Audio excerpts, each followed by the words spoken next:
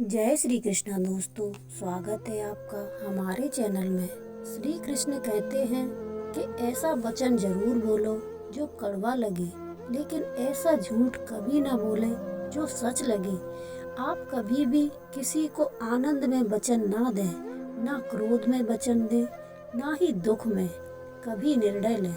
गीता में लिखा है कि अगर कोई आपको अच्छा लगता है तो अच्छा वो नहीं, अच्छे आप हैं, क्योंकि उसमें अच्छाई देखने वाली नज़र आपके पास है। अपनी पीड़ा के लिए संसार को दोष मत दो, अपने मन को समझाओ। तुम्हारे मन का परिवर्तन ही तुम्हारे दुखों का अंत है। सोच और नीयत अच्छी रखिए, फिर आपके कष्ट प्रभु स्वयं दूर कर देंगे। लोग अपने शरीर को सुंदर बनाने में लगे रहते हैं, पर आत्मा की सुंदरता शरीर की सुंदरता से ज्यादा महत्वपूर्ण है। शरीर तो नश्वर है, मिट्टी ही तो है, मिट्टी में ही मिल जाता है, पर आत्मा अमर है। इसलिए आत्मा की सुंदरता पर ध्यान दो। बहुत विनम्रता चाहिए रिश्तों को निभाने के लिए। छल कपट से तो सिर्फ महाभारत रची जाती है। इंसान की सोच ही उसकी सबसे बड़ी ताकत है, वरना दुनिया में एक नाम के कई इंसान हैं। उस इंसान का मंजिल से भटकना तय है जिसके आसपास नकारात्मक लोग रहते हैं। समय एक सा नहीं रहता है। आज दुख है तो कल सुख अवश्य ही आएगा, और सुख के बाद दुख भी आना तय है। आपको पूरे धैर्य और विश्वास के साथ अपना जीवन निर्वाह करना चाहिए। ये 5 चीजें अभी से छोड़ दीजिए। दूसरों को खुश करना, दूसरों से उम्मीद करना, अपने भूतकाल में जिंदगी जीना, अपने आप को किसी से कम आंकना और ज़्यादा सोचना, तभी आप सबसे बेहतर जिंदगी जी पाएंगे। आजकल किसी के गुणों से ज़्यादा रूप, रंग और कपड़ों को देखा जाता है, पर याद रखना, एक दिन रूप, रंग और कपड़े धोखे दे ही जाते हैं। जिसमें गुण है वह हमेशा साथ निभाएंगे। जो व्यक्ति किसी के चेहरे पर हंसी और जीवन में खुशी लाने की क्षमता रखता है, ईश्वर उसके चेहरे पर हंसी और जीवन में खुशी कम नहीं होने देते। जब धन कमाते हैं तो घर में चीजें आती हैं, लेकिन जब किसी का आशीर्वाद कमाते हो तो धन के साथ खुशी, सेहत और प्यार भी आता।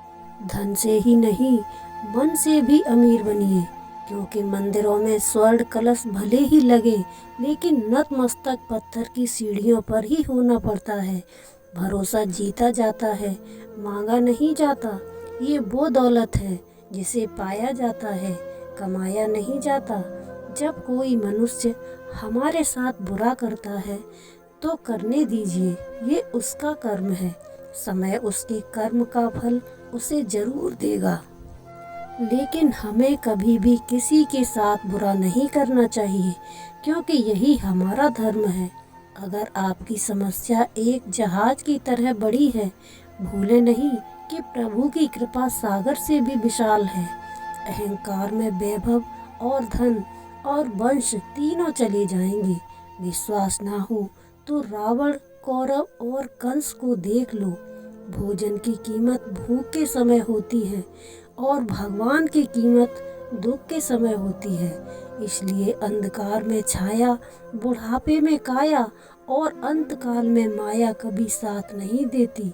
श्री कृष्ण कहते हैं, क्षमा दुनिया का सबसे कीमती शब्द है, लेकिन इस क्षमा का कब कैसे इस्तेमाल करना है, ये बहुत ही आवश्यक है। पहला, अगर आपसे कोई अपराध हो जाए तो तुरंत क्षमा मांगनी चाहिए। अगर आप क्षमा नहीं मांगेंगे तो इसमें आपकी ही हानि है, क्योंकि ना क्षमा ना मांगने से अहंकार जागता है, और अहंकार तो आपकी हानि ही करता है। दूसरा, अगर कोई अपराध करे और आपसे क्षमा भी न मांगे तो उसे क्षमा मत करिए, क्योंकि क्षमा अत्यंत अनमोल है। बिना मांगे किसी को क्षमा देना आवश्यक नहीं। तीसरा, अगर कोई आपसे अपराध करे, अनुचित करे और बाद में क्षमा मांगे तो उसे क्षमा कर दीजिए। इससे आपके भीतर की करुणा जागेगी। प्रेम जागेगा और ये आपके लिए शुभ ही है। चौथा, अगर आप कोई अपराध कर दो तो क्षमा अवश्य मांगिएगा। इससे आपको लाभ होगा, क्योंकि सामने वाले व्यक्ति आपको क्षमा करे या ना करे, आपके अंदर का अहंकार गिरता है और आपका मन निर्मल हो जाता है। श्री कृष्ण कहते हैं, जिसके साथ बात करने से खुशी दुगनी और दुख आधा हो जाए वो ही अपनाए। बाकी तो बस दुनिया है। दुनिया के 4 स्थान जो कभी भरते नहीं: समुद्र, इच्छा का घड़ा, शमशान और मनुष्य का मन। कभी भी किसी के भी रिश्ते का इस्तेमाल मत करना, क्योंकि रिश्ते तो बहुत मिल जाएंगे पर जिंदगी में अच्छे लोग बार बार नहीं आएंगे। बिना कुंडली मिलाए आजीवन चलने वाला अद्भुत संबंध केवल मित्रता है। यदि हमारी नीयत अच्छी और मकसद सही है तो किसी न किसी रूप में ऊपर वाला भी हमारी मदद करता है। जब हम प्रार्थना करते हैं तो ईश्वर हमारे कहने से ज़्यादा सुनता है। जितना हम पूछते हैं उससे ज़्यादा जवाब देता है। जितना हम कल्पना करते हैं उससे ज़्यादा अपने समय में और अपने तरीके से समय का चक्र बहुत तेज चलता है। इसलिए ना तो बल का अहंकार करें, ना ही धन का जीवन में। बाकी बाड़ी को संयमित रखना अनिवार्य है, क्योंकि बाड़ी से दिए गए घाव कभी भरे नहीं जा सकते। जीवन में कभी मौका मिले तो किसी के लिए सारथी बनना, स्वार्थी नहीं। जैसे पानी को अगर दूध में मिलाया जाए तो दूध की तरह हो जाता है, यदि वही पानी कीचड़ में मिलाया जाए तो कीचड़ बन जाएगा।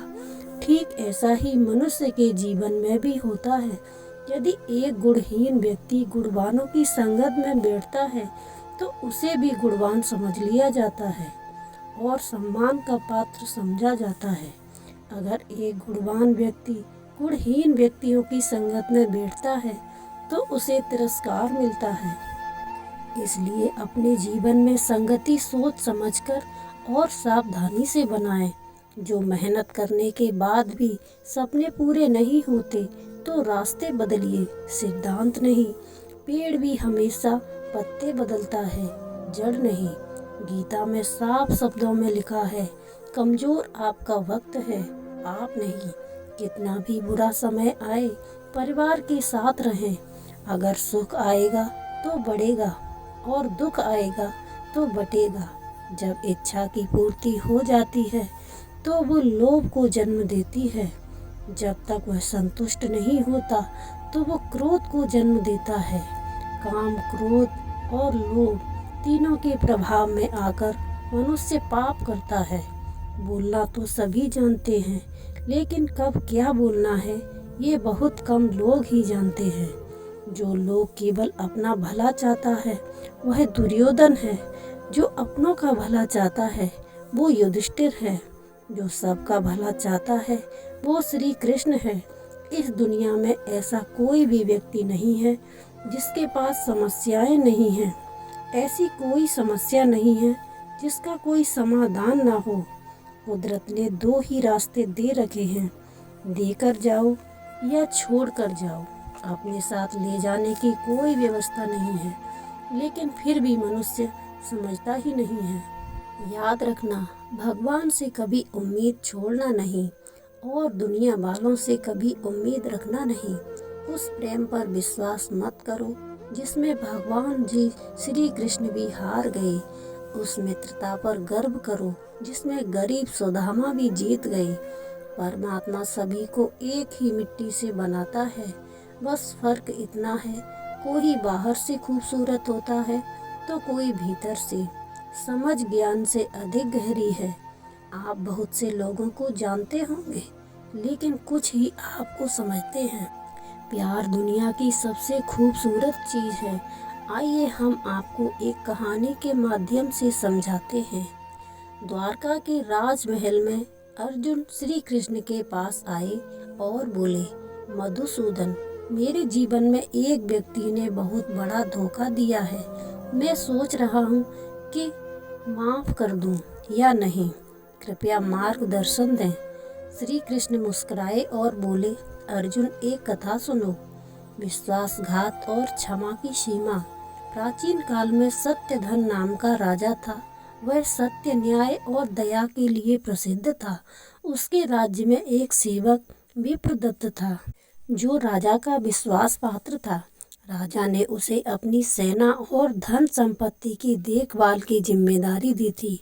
समय बीता और विप्रदत्त ने राजा के विश्वास का दुरुपयोग किया। उसने धीरे धीरे सेना को भ्रष्ट कर दिया और धन का गबन करने लगा। जब राजा को यह पता चला तो उसने विप्रदत्त को बुलाया और कहा, मैंने तुम पर असीम विश्वास किया, लेकिन तुमने मेरे राज्य और मेरी प्रजा के साथ विश्वासघात किया। क्या तुम इस विश्वासघात के लिए पश्चाताप करोगे? विप्रदत्त ने झूठा पश्चाताप दिखाया, लेकिन अंदर ही अंदर वह राजा को हटाने की योजना बना रहा था। राजा ने उसकी बातों पर विश्वास करके उसे क्षमा कर दिया। कुछ वर्षों बाद विप्रदत्त ने षड्यंत्र करके राजा के खिलाफ बगावत कर दी और सिंहासन हड़पने की कोशिश की। इस बार राजा ने कोई दया नहीं दिखाई। उसने कहा, पहली बार मैं तुम्हें क्षमा कर सकता था क्योंकि वह मेरा कर्तव्य था, लेकिन दूसरी बार क्षमा करता हूँ तो यह मेरे राज्य और प्रजा के साथ अन्याय होगा। फिर राजा ने न्याय करते हुए विप्रदत्त को दंड दिया और अपने राज्य की रक्षा की। श्री कृष्ण का संदेश। कथा समाप्त कर श्री कृष्ण बोले, अर्जुन, क्षमा एक महान गुण है, लेकिन जिसे क्षमा देने से अन्याय और बढ़े उसे कभी क्षमा नहीं करना चाहिए। विश्वास करने वाला व्यक्ति यदि पश्चाताप नहीं करता और अपने स्वभाव में बदलाव नहीं लाता तो उसे माफ करना स्वयं के साथ अन्याय है। अर्जुन ने श्री कृष्ण के वचन सुने और कहा, हे केशव, आपने मेरी दुविधा समाप्त कर दी। अब मैं समझ गया कि कब क्षमा करना चाहिए और कब नहीं। शिक्षा क्षमा करना महानता है, लेकिन अगर किसी की क्षमा से अन्याय को बढ़ावा मिलता है तो वह क्षमा नहीं, कमजोरी बन जाती है। जो व्यक्ति बार बार विश्वासघात करे और अपने कर्मों से नहीं बदले, उसे क्षमा करना स्वयं के साथ अन्याय करना है। धर्म और न्याय को बनाए रखने के लिए कभी कभी कठोर निर्णय लेना भी आवश्यक होता है। अधर्म का साथ देना भी अधर्म ही कहलाता है। दोस्तों, आशा करती हूँ कि इस वीडियो से आपने बहुत कुछ सीखा होगा। मिलते हैं जल्द ही एक ऐसी ही ज्ञानवर्धक वीडियो के साथ। तब तक अपना ख्याल रखिए। जय श्री कृष्णा। राधे राधे।